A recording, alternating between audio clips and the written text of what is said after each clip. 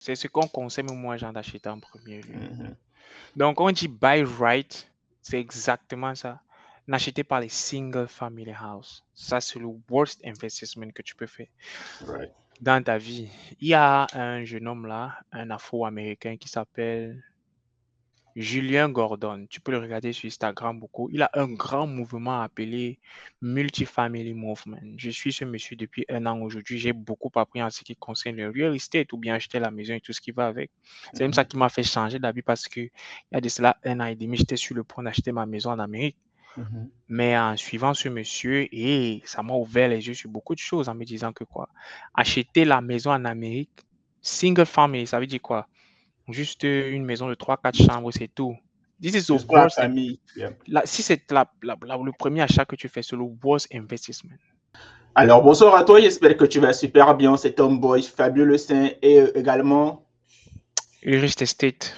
on est encore là pour parler, partager notre expérience avec vous. Vous avez aimé les premières vidéos qu'on a fait et on est là en fait pour apporter notre grain de sel avec la petite expérience que nous avons pour vraiment vous dire comment faire. Et aujourd'hui, dans cette vidéo, on va parler en fait soit de la thématique des appartements. Faut-il acheter une maison ou faut-il louer un appartement? Lequel est bénéfique, avantage, inconvénient? Et on va en fait partager avec vous ce que nous pensons et n'hésitez surtout pas, c'est juste des approches de solutions. Si vous avez d'autres idées ou vous avez d'autres approches carrément, n'hésitez pas à faire un débat en commentaire et on va voir, on va vous lire et on va vous répondre. Donc, avant de commencer, je vous invite à aller vous abonner à la chaîne de mon frère, le Riche des States. C'est comme ça s'affiche sur son nom. Allez vous abonner, donnez-lui de la force et on est parti.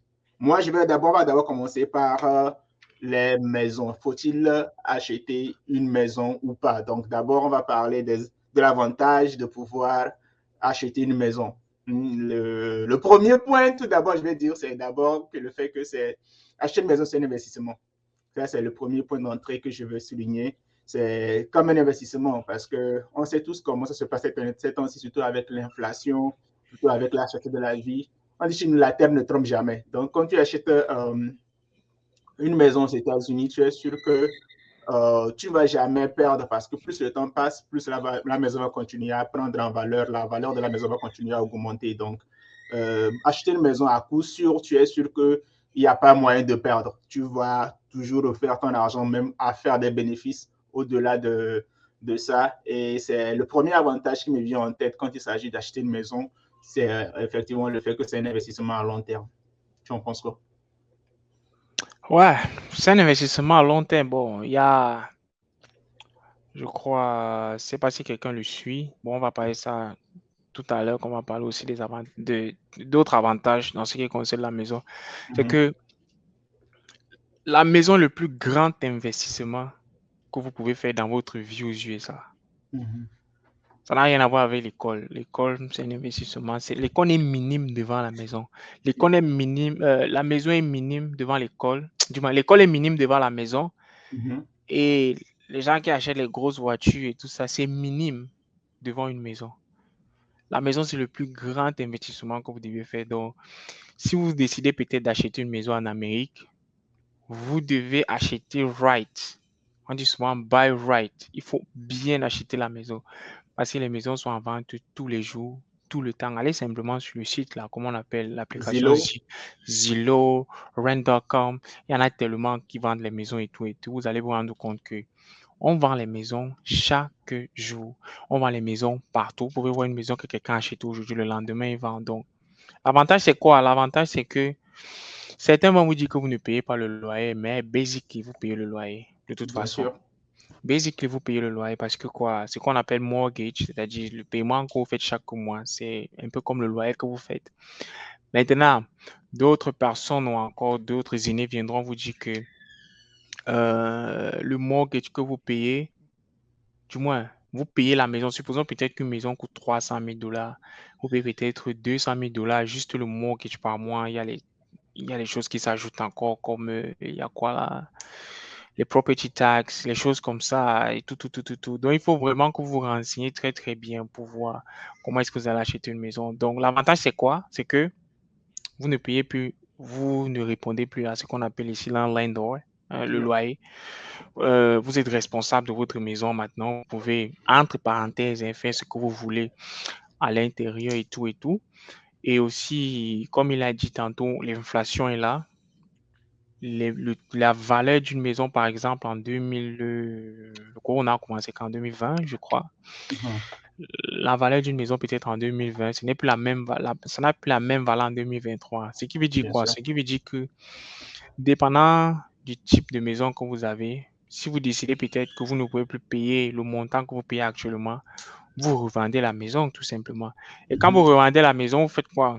Vous faites la différence entre le prix d'achat et quoi? Et le Le prix de prix vente. de vente. Ça vous fait un cash flow. Donc, c'est un type d'investissement. Donc, l'avantage, pour moi, je pense que c'est le seul avantage. Parce que, à part ça, acheter une maison, pour moi, c'est le pire investissement. Acheter une maison en Amérique sans plan, ou bien se dire juste que je vais payer mon mortgage et dire que la maison m'appartient, pour moi, hein, on va parler tout à l'heure, c'est le pire investissement que tu puisses faire en Amérique. Je dis bien le pire investissement que tu puisses faire en Amérique. Donc, pour ceux qui le font, ceux qui se disent, parce que les gens vont mélanger, mais moi en disant, fais les reels en disant que non, tu as dit, non, si c'est que tu achètes ta maison en Amérique et que ce n'est que ça que tu as, c'est-à-dire, je n'ai que ma maison, pour moi, c'est le pire investissement que tu puisses faire. Donc, à part ça, du genre que la maison prend de la valeur, tu peux la revendre. Pour moi, c'est tout. Hein. C'est tout. À part ça, il n'y a pas d'avantage d'acheter une maison en Amérique. Je voulais juste rebondir sur ce que tu viens de dire parce que généralement, j'étais choqué la première fois quand j'ai appris ça, c'est le fait que tu paies un mortgage bien que la maison est à ton nom. Tu vois, on dit que c'est ta maison. En Afrique, avec le concept de ma maison, quand tu achètes ta maison, c'est que tu ne paies plus rien. Tu vois, tu es devenu le boss, c'est toi le propriétaire de maison, tu ne paies pas de loyer. C'est pas comme ça ici. Malheureusement, aux États-Unis, j'ai compris que quand tu achètes une maison, tu dois payer le mortgage et tu dois aussi payer le property tax. Juste, en fait, des concepts, au fait, qui, ça Parce ne que, fait pas de sens pour quelqu'un yeah, qui vient d'Afrique, en fait. parce que basically, la maison ne t'appartient pas. La maison Bien sûr. appartient à la banque qui t'a prêté de l'argent pour la maison. Ça veut dire que tu payes plutôt la banque maintenant par rapport au prêt que tu as pris à la banque pour acheter une maison. La maison ne t'appartient pas. C'est pas pour toi. Exactement. Malheureusement, Bien, ça ne se sait pas parce que quand tu dis ta maison, parce que tu dis, oh ouais, j'ai acheté ma j'ai maison acheté la maison. avec quelqu'un qui a la mentalité venant d'Afrique, j'ai acheté ma maison, ça veut dire c'est ma propriété, je fais ce que j'en veux quand je veux. Malheureusement, c'est pas ça en fait, Yeah, si c'est totalement différent. tu loupes 2, 3 paiements, la banque vient reprendre la maison. C'est ça que je dis encore que si vous venez en Amérique, vous vous asseyez en disant juste que je vis le rêve américain. D'abord que le rêve américain qu'on voit à la télé est très faux. Yeah. C'est très Qu'on dit subjectif. que, non, c'est faux même d'abord. Ce qu'on vend à la télé, c'est faux. Du genre, le rêve américain, c'est quoi? Acheter sa maison, faire son petit boulot, avoir le jardin derrière, jouer avec les enfants. Avoir une grosse voiture. Avoir une grosse voiture, un job et la maison, voiture, du moins voiture, maison, femme, garage derrière, du moins la cour derrière, on joue le ballon avec les enfants. C'est ça le rêve américain. Hein. Et aussi les gros bijoux, tu vois, les bijoux, Voilà, c'est ça. voilà. Ouais. Laissez-moi, c'est une utopie. Donc, si vous pensez à ça, si c'est que c'est pour votre part de rêve américain, c'est là-bas. La maison même n'a pas d'avantage. La maison en elle seule n'a pas d'avantage. J'étais comme ça avant. Hein. J'étais comme ça avant. Mon épouse me disait, non, il faut acheter la maison. Mais après, elle et moi, on s'est assis, on a dit, waouh, la maison, c'est pas tant qu'un avantage que ça. Parce que quand tu as une maison, tu peux tomber, peut-être sur un inconvénient de la maison, c'est que quand quelque chose se casse, qui arrange? Non. Ça, on va passer un On terme va d'abord. arriver. On va Mais, caresser. Pour l'instant, on va caresser ça dans le sens caressons, mon frère, poil. Pour l'instant, caressons. on va caresser pour Mais l'instant. pour ma part, comme je disais tantôt, pour ma part, avantage, ce n'est que la maison qui prend de la valeur, tu peux la revendre. À part ça, moi, j'en vois pas. Si quelqu'un a quelque chose, bon, il peut me dire, mais On est moi, toujours ouvert, on apprend toujours. je peux apprendre aussi, mais non, l'autre là, je vois pas. Et je voulais aussi dire autre chose que beaucoup de nos frères ne savent pas, en tout cas qu'ils apprendront à leur dépense, c'est au fait que rien ne t'appartient ici, au fait. Par exemple, en Afrique, tu vois, tu achètes un terrain, tu construis et c'est à toi ici. Ça rejoint un peu ce que je disais Si par rapport à déjà, la maison, mais c'est ça, si, rien ne dé- t'appartient. si déjà ici même tes enfants ne t'appartiennent pas, c'est ce que le terrain que tu achètes, la maison que tu achètes qui vont t'appartenir. C'est la triste réalité de l'Amérique. Tes enfants ne t'appartiennent pas jusqu'à ce qu'ils même et ensuite même dès qu'ils ont 18 ans, ils partent dehors, ils ne t'appartiennent jamais. Ce pays, c'est mais j'aime ce pays quand même. C'est un pays très Non, intéressant. c'est toujours, il y a toujours des choses que tu apprends chaque jour, tu te dis, ouais, Mais c'est toujours ça, c'est c'est toujours ça. plus grand investissement, du moins que tu achètes en Amérique, c'est la maison. Et Mhm. pour moi, le seul avantage, comme j'ai dit, c'est quoi? Ça prend la valeur et tu peux la revendre, c'est J'en tout. revends. Et à la Et fin, on peut dire quoi? À la fin, si tu as fini de payer les 350 000 $, bien les 400 000 $, que la maison coûte, tu ne paieras plus, tu ne payes plus le loyer. Tout ce que tu payes mhm. maintenant par mois, c'est juste les Les taxes de, property tax. les taxes de propriétaire. Et il y a encore un autre truc là qu'on appelle le HOA. C'est-à-dire, si tu habites dans une community, tu dois payer les frais de du community, par exemple, et tout. Des choses Pour la comme ça. sécurité, parce qu'il il y a Voilà, des gens qui sont en train de pour vous protéger, donc il faut aussi payer voilà, les frais pour continuer. tu dois payer les choses comme l'eau des égouts, les choses comme ça vient dans la maison. Que quand tu es dans l'appartement, toi, tu t'en fiches pas mal. Ah, tu sais Pourquoi? pas, tu Parce que comprends jamais. c'est le complexe Quelqu'un, qui gère, voilà, c'est mhm, quelqu'un d'autre qui gère. Mais quand tu as ta maison, c'est toi, ce sont juste les petites choses que tu payes. Mais tu ne payes plus le loyer, en fait. Quand tu as fini de mhm. tout payer, rembourser l'argent que la banque t'a donné. En fait, c'est ça. Et vu que nous sommes déjà, on parle de pré-maison, c'est juste ça, c'est juste des informations, c'est juste, je me rappelle, il fut un temps où Texas était vraiment la terre où tout le monde voulait aller acheter une Ça, maison, on se disait que voilà, ça Texas, reste, ça reste toujours. ça reste toujours, même si ces derniers temps, avec l'inflation, les prix ont changé, ça a augmenté, en fait, la valeur des maisons a... C'est partout, en fait. Si la maison augmente au Texas de 10%, c'est que ça augmente peut-être en Californie de 20-25. L'inflation est là. La récession est là. L'inflation est là. C'est juste qu'on se voile la face. C'est là. Ce n'est qu'une question de temps avant que ça nous frappe de plein fouet, qu'on se rende compte au fait que ça impacte Et tout. le bon modèle, c'est de rejoindre l'armée, mon frère. Au moins là-bas, c'est Exactement. le péché qui est garanti. Les garanties. On peut pas te fire. Et aussi, l'avantage, c'est que ces temps-ci, je pense ils ont fait une augmentation de 4,3, je pense, je ne suis pas très sûr, mais c'est 4 points et quelques d'augmentation de salaire pour les militaires pour les aider au fait, à lutter contre l'inflation. Parce qu'ils ont compris au fait que beaucoup de soldats n'avaient pas assez pour pouvoir prendre soin d'eux. Et il y avait même qui vivaient aux dépens comment, food stamp et tout. Donc, Yeah, c'est en tout cas, grave. il y a des trucs qui se font. Il y a des trucs qui se font. Donc, c'est pas une publicité pour l'armée, mais c'est un signe pour que tu puisses rejoindre l'armée. Parce que si tu penses à ça aussi, l'armée peut aussi aider par rapport à ça. OK. OK. Le deuxième point sur lequel je voudrais rebondir, c'est comme avantage d'acheter une maison, c'est la possibilité de pouvoir créer de la richesse. Bon, again, comme il a dit, je pense que ça rejoint un tout petit peu le premier dans la mesure où quand tu revends la maison, tu vas pouvoir, comment dire, tirer un profit de l'achat. Mais je me dis, dans la mesure où, quand il a dit, au fait, un truc qui a résonné avec moi, il a dit acheter, buy right, faut acheter juste. C'est-à-dire que quand tu achètes, au fait, un complexe de, je sais pas, alors le bas et le haut, je sais pas comment ils appellent ça, bref, le bas et le On haut. appelle, ce sont Double les, complexe. je devais rebondir sur ça tout à l'heure, ce sont les Mm -hmm. multifamily house. Exactly. Multifamily house. C'est ce qu'on conseille, moi, gens, d'acheter en premier lieu. Mm -hmm. Donc, on dit buy right, c'est exactement ça. N'achetez pas les single family house. Ça, c'est le worst investment que tu peux faire Right. dans ta vie. Il y a un jeune homme là, un Afro-Américain qui s'appelle Julien Gordon. Tu peux le regarder sur Instagram beaucoup. Il a un grand mouvement appelé Multifamily Movement. Je suis ce monsieur depuis 1 an aujourd'hui. J'ai beaucoup appris en ce qui concerne le real estate ou bien acheter la maison et tout ce qui va avec.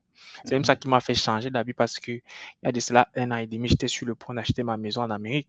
Mm -hmm. Mais en suivant ce monsieur, et ça m'a ouvert les yeux sur beaucoup de choses en me disant que quoi, acheter la maison en Amérique, single family, ça veut dire quoi? Juste une maison de 3-4 chambres, c'est tout. This is the Juste pour la worst. famille. Yeah. Si c'est le premier achat que tu fais, c'est le worst investment. Worst, donc ça dit que c'est le pire investissement que tu peux faire. Si tu vas acheter une maison, achète le multifamily house first. Après que tu as acheté le multifamily house, l'argent que c'est multifamily house là va te donner, parce que ça va te donner de l'argent Mm -hmm. quand c'est bien géré, bien sûr, parce que ça nécessite de la gérance. Bien sûr. cette maison-là maintenant, voilà un puissant avantage parce que là, tu as acheté ta maison, mais tu n'as pas acheté Une une maison. maison.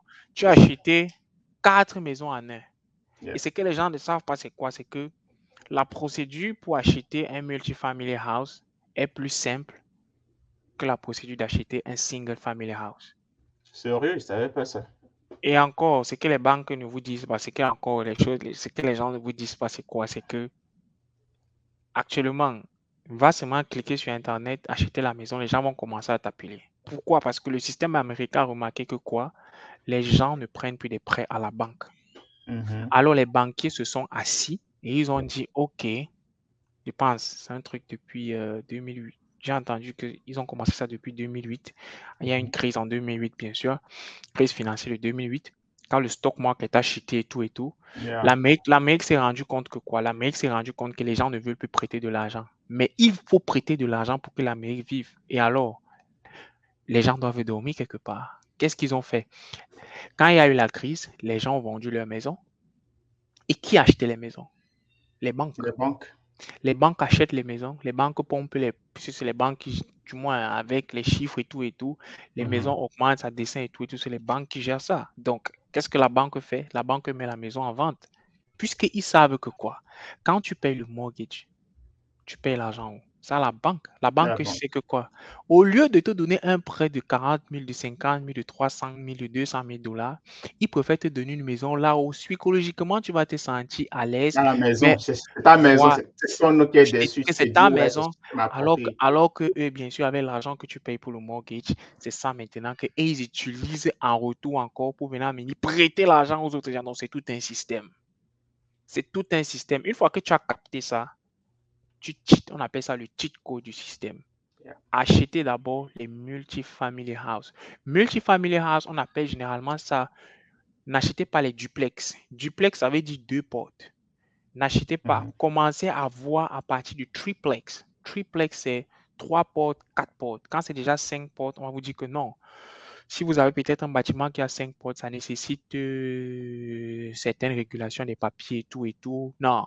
Donc, là-bas, ce monsieur, je pense qu'il s'appelle Julien Gordon. Tu peux regarder sur Yeah, Instagram definitely. You'll check him out. et tout et tout et tout. J'ai assisté à beaucoup de ces webinaires. C'est super, méga intéressant. C'était du genre, si j'avais du cash flow, je paierais sa formation qui coûte 2000 dollars et j'entrais dans ce programme-là, tu vois. Donc, il dit ceci, ou bien j'ai pu remarquer ça, ce n'est pas la seule personne qui le parle, les blancs, tout le monde, que n'achetez pas de multifamily house, de single family house first. Achetez le multifamily house, vous restez dans, supposons, le multifamily house, on prend le cas du quadplex, ça a 4 house, ça a 4 doors, donc ça a 4 portes. Et dans chaque porte, ça veut dire c'est l'entrée d'une maison. Donc une maison a 2 ou 3 chambres. Donc ça veut dire que tu as 4 maisons dans un bâtiment. Et tu achètes ce bâtiment-là. Et j'ai encore, il est plus facile d'acheter un bâtiment que d'acheter une maison. Right. Donc, tu achètes ce bâtiment-là. Voilà l'avantage pour moi, je pense, d'acheter une maison. Tu achètes donc cette maison bâtiment de 4 portes. Tu vis là où tu veux, avec ta famille dans une porte, n'est-ce pas? Là où il y a peut-être 2, 3 chambres, vous restez là peut-être pendant 1 an ou 2 ans, il n'y a pas de souci. Le temps que vous économisez l'argent maintenant pour faire le dépôt pour votre single family house maintenant. Ce qui va faire en sorte que quoi? L'argent de votre single family house, là où vous allez habiter dans votre maison de rêve et tout, vous avez déjà un bâtiment en location qui paye non seulement le mortgage du bâtiment et après le mortgage de votre maison. Ce qui fait en sorte que quoi? Vous avez 2 maisons que vous ne payez pas le loyer. Voilà l'avantage d'acheter la maison. C'est un processus. Et encore, pour avoir accès à ce processus-là, je pense qu'il y a 2 choses que vous devez savoir. C'est que si vous êtes marié, ça sera exagérément difficile de convaincre votre compagne d'aller dans ce sens-là. Parce que généralement, les femmes, il y a certaines femmes qui ne voient pas la vie comme ça. Elles vont se dire, non, j'ai besoin de mon espace, j'ai besoin de ceci. Vraiment, je ne veux pas que les locataires me dérangent. Ils vont faire les bruits les autres ou les enfants se montent descendus. Laisse-moi te dire une chose. Les Asiatiques, les Indiens, il y a encore les qui là? Il y a Les Asiatiques. Les Mexicains, je ne sais pas, peut-être. Les Mexicains ont une autre politique, en fait. Ils ont une autre politique que, bon, c'est pas le sujet mais ils ont une autre politique. Les Asiatiques, les Indiens, c'est la stratégie qu'ils font.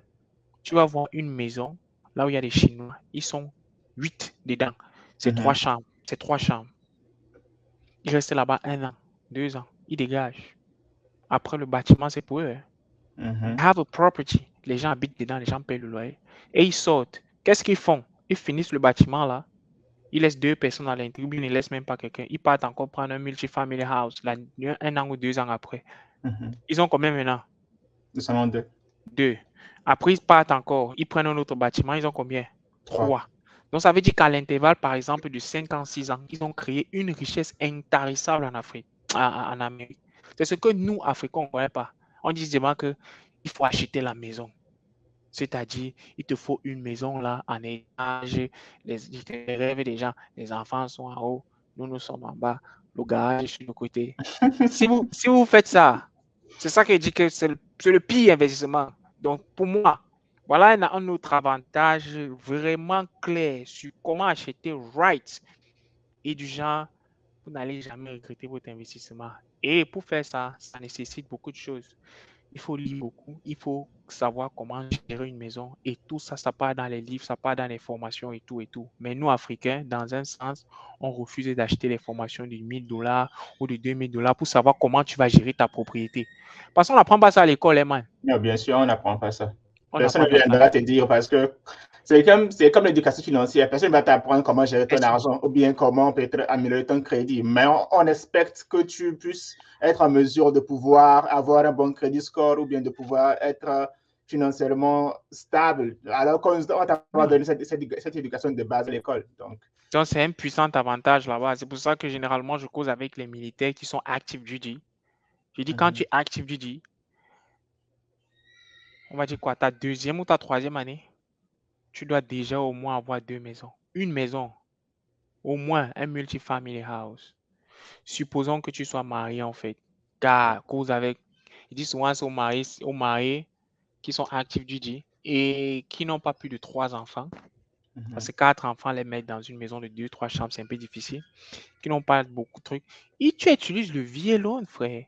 Ça n'a pas de down, machin, truc. Tu achètes ton bâtiment et généralement, ces bâtiments qu'on vend là, on appelle ça les quadplex avec 4 portes. Les gens vivent déjà dedans. Hein. Yeah, bien sûr. Les gens habitent dedans.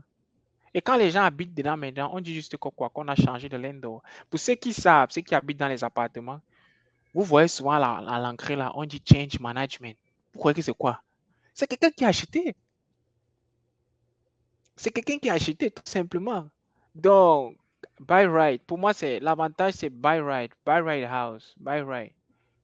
Non, tu as totalement raison parce que surtout quand tu parles de multiplex, c'est vraiment une très bonne stratégie, surtout quand tu vas acheter une maison. Parce que déjà, le fait, comme tu as dit, tu as un quadruplex, déjà 4 maisons, ça dit que toi, tu prends un côté pour toi et ta femme et ta famille, et maintenant, tu loues les 3 autres.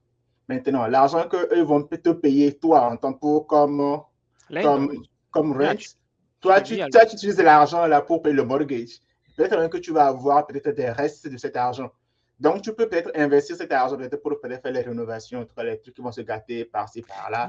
Et effectivement, dans le, comment on appelle ça, dans le processus, n'est-ce pas, pour acheter peut-être un multifamily house, avant de l'acheter, il y a un certain montant d'argent qu'on te demande de déposer de côté, au moins pour 3. Donc, ils évaluent les rénovations. Ils disent peut-être que ce type de maison, la dernière fois qu'on a changé peut-être le toit, c'est il y a 2 ans. Ça veut dire qu'on a changé le toit peut-être dans 1 an ou 2 ans. Ils font le calcul de tous les différents types de travaux qu'on peut faire, peut-être l'année-ci ou bien l'année prochaine, n'est-ce pas? Et ils te demandent de déposer l'argent des travaux qui pourront se faire dans la maison. Right. Donc, le processus là-bas, c'est clair. Alors que le single family house, on va te demander de ces trucs. En tout cas, par rapport à ceux qui ne savent pas trop comment utiliser le billet loan, j'ai fait 2 ou 3 vidéos avec quelques amis qui sont à Théodouri, qui ont acheté leur maison et ils nous ont expliqué un peu comment s'est passé le processus et tout. Vous pouvez retourner regarder ces vidéos sur ma chaîne et ils ont expliqué un peu comment est-ce que ça marchait parce que généralement, quand on disait que c'est pas des down payments, personne ne te dit au fait que tu dois mettre de l'argent de côté pour, comme il a dit, les réparations ou bien certaines filles qui rentrent dans l'acquisition de la maison. Donc, c'est toujours bien d'avoir une éducation, de comprendre comment ça marche. Comme ça, vous n'allez pas vous jeter dans la gueule du loup. Parce que un exemple qu'un de mes amis avait mentionné, c'est le fait que quand tu veux prendre un loan avec une banque ou bien grâce au VA, les banques vont vouloir te donner un APR de interest rate de 4 ou 5%. Toi qui ne comprends pas, tu dis 4-5%, c'est très bon. Alors que si tu prends ton temps, tu fais tes recherches, tu peux te retrouver avec 2%. Avec Ou 2%, toi, parfois 1,75. J'ai vu. 1,75, exactement. Et quand les Donc, banques te disent, oh, VA, yeah, come, 4%, tu dis, oh, 4%, 4%, c'est pas bad. Mon c'est frère, pas bad, 4%. exactement. En fait, alors qu'ils savent comment ils te font. Et puis, tu vois, c'est ça aussi le problème. Je pense que beaucoup d'entre nous, on ne prend pas le temps vraiment de réfléchir à 2 fois quand on a ce genre d'opportunité. Parce que quand on entend 4%, on se dit, on dit 4, c'est rien. Mais 4 sur 30 ans, et comparé à la valeur de la maison, imagine tu prends 250 000 ou 300 000 par exemple, 4% de 300 Quand 000. toi, tu vois encore les maisons de 350 000. Are you joking? C'est juste un exemple hypothétique, tu vois, Ah, c'est juste ok, un gars, mais exemple, c'est tu vois. C'est juste 350 000 dollars, gars. 150 000 $. On regarde les maisons Bref, à partir 400, 450, mais bref. 475 000. En tout cas, j'espère que peut-être chez vous, au Texas, là-bas, c'est beaucoup mieux parce que Yeah, apparemment, c'est ce qu'on apprend c'est parce ce que qu'on souvent. raconte. Et Donc, c'est. aussi, yeah. Et aussi, je voulais juste ajouter un point. Il y a d'autres personnes qui font ce qu'on appelle le flip, qui flip les housing. Ouais. Il y a des gens qui font le flip housing, mais là-bas, tu dois avoir le cash. Tu dois avoir le En fait, cash. explique un peu le concept de flipping houses. Le flipping housing, j'ai lu un livre appelé Les 4 R. Les 4 R, j'ai oublié ce que c'est. Mais bon, j'ai oublié le nom du livre. J'ai commencé à le lire récemment, mais l'école m'a tapé, j'ai d'abord déposé de côté. Le flipping house, c'est quoi? C'est que tu prends une maison qui est un peu délabrée. Je prends un exemple. Il y a un site là. Tu pars même sur Zillow. Tu vas voir des maisons délabrées. Tu vas voir une maison qui coûte peut-être 90 000 dollars. Mais généralement, c'est peut-être une maison qui a brûlé d'un côté. Tu vois les maisons où elle est vraiment délabrée et tout et tout. Ouais. Les gens qui ont un peu de cash, ils achètent la maison cash. C'est-à-dire, ils déposent 80 000 dollars. Les gens les économisent de 200 000 dollars en banque. Donc, il achète une maison qui coûte 90 000 dollars. Il la retape. Il peut peut-être dépenser peut-être 40 000 dollars pour retaper la maison. OK? Maintenant, dès qu'il retape la maison coûte peut-être 230 000 dollars. Et il la revend. Il revend. Et il la revend. Il fait son bénéfice Il a le cash. bénéfice de combien? Donc, tu fais 90 000 dollars plus 40 000 dollars, ça fait 130 000 dollars. Il peut peut-être revendre la maison à 210 000. Donc, tu fais donc les 130 000 dollars moins 130 000 dollars, ou bien 120 000 dollars moins 210 000 dollars. 210 000 dollars, tu vois le bénéfice qu'il a. Et le bénéfice qu'il a, il le prend encore, il flippe une autre maison. C'est ce qu'ils font. Et le Beaucoup de gens. cercle continue, au fait. Et le, C'est intelligent comme ça. Il y en a qui le font, qui se font beaucoup d'argent dans ce genre de transactions. Il y a les millionnaires qui le font. Il y a les millionnaires Yeah. qui flippent les housing. Il y a même des gens qui ont des multifamilies, qui ont commencé avec le multifamily house. Ils ont eu 2 multifamily house. Après, ils ont eu le single family house. Maintenant, le cash flow que le multifamily house les a donné, OK? Ils utilisent ça pour flipper les houses maintenant. Et ils font ça, ils appellent ça I enjoy my life. Parce que quoi? Ils ne payent pas le loyer. Tout ce qu'ils payent sur le property tax, parce que les maisons, le balancement se fait déjà et tout et tout. L'argent qu'il a maintenant, il se balade sur Internet, il voit, il achète, puisqu'il a le cash. Il achète. Ensuite, maintenant, forcément, dans le processus de tout ça, il a déjà une équipe qui va peut-être gérer le toit, qui va gérer peut-être les fondations, qui va gérer la peinture et tout et tout. Il sort son organigramme. À l'intervalle de 6 mois, il a terminé de retaper la maison. Il la revend. Et il continue comme ça, comme ça. Il y a des gens qui flippent les housing. Quelqu'un peut flipper 2 maisons en un an. Ils se font tout. Ils se font là, on ne parle pas de l'argent qu'on écrit. Hein. On parle du cash que quelqu'un a en main comme ça. Vous pouvez imaginer ça, 200 000 $, 300 000 $ à main. Et tu vas regarder en banque peut-être son portefeuille, peut-être dans les 1 million et poussière de dollars. C'est ça que Et je dis aux gens. c'est comme ça, ceux qui utilisent les bonnes informations, qui ont les bons réseaux, les bonnes stratégies, deviennent millionnaires. Parce que ça, ce qu'ils font, c'est comme ça qu'ils créent de la richesse. Parce que L'Amérique en vente, gars. l'Amérique est bonne, celle-là, elle est bonne, celle-là. Non, c'est vrai. Et puis, il a totalement raison. Parce que, imagine, tu fais ça 2, 3, 4 fois. C'est comme ça, beaucoup de familles font. Le père fait ça, il introduit son enfant à ça. Et c'est comme ça devient un business familial parce que déjà, vu que le père a commencé ça, il a déjà en fait une certaine base solide. L'enfant continue sur les traces du père. Après, ses enfants continuent sur les traces et c'est comme ça que la richesse continue et Et là, ils ont des grosses compagnies voilà, qui sont prospères. ce sont les compagnies. Tu penses ces complexes-là où les gens habitent là, c'est généralement des familles. Une famille s'est associée avec une famille, ils ont acheté un complexe, ils ont fait comme ça, c'est eux qui gèrent le complexe. Le real estate, right? Pour moi, everyone should have a property. Tout le monde doit avoir une propriété. Moi, c'est vraiment, c'est ma bataille. Non, C'est on ma, on va y arriver. Je pense qu'à force d'en parler, parce que généralement, on ne va pas se tromper beaucoup. Tu vois, tu sais, souvent dit ça la dernière fois. On parle toujours de développer, on vous donne les opportunités. Vous donnez, avoir le visa, venir en Amérique, c'est rien. Mais venir en Amérique et commencer sa vie et comprendre le système et aller through le système. En fait, tu vois, réussir, c'est ça, c'est la vraie bataille. Et il y a beaucoup de sujets qui sont non dits. Il y a beaucoup. En tout cas, chez moi, du mieux qu'on pourra, on va essayer du mieux, il y en a tellement. il y a tellement. On va essayer du mieux qu'on peut de vous apporter, tu vois, quelques sujets, quelques connaissances qui vont peut-être essayer de vous ouvrir les idées sur beaucoup de choses parce que ce pays-ci, il y a beaucoup d'opportunités, mais si tu ne sais pas, si tu ne traînes pas avec les bonnes personnes, tu ne sauras jamais. Et puis, tu vas toujours être dans l'ignorance et tu vas faire les clock in, clock out. Ou bien, tu vas continuer toujours à dire, ah, j'ai laissé ma vie, week-end barbecue, voilà. Et puis, quand tu me parles,